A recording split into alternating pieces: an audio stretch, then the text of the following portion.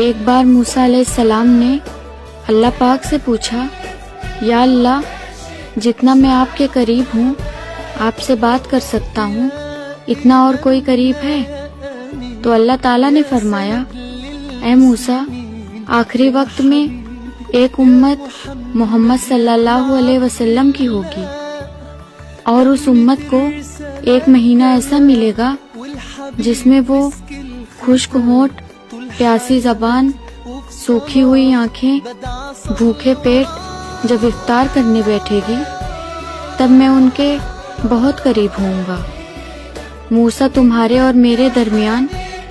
70 پردوں کا فاصلہ ہے، لیکن افطار کے وقت اس امت اور میرے درمیان ایک پردے کا فاصلہ بھی نہیں ہوگا،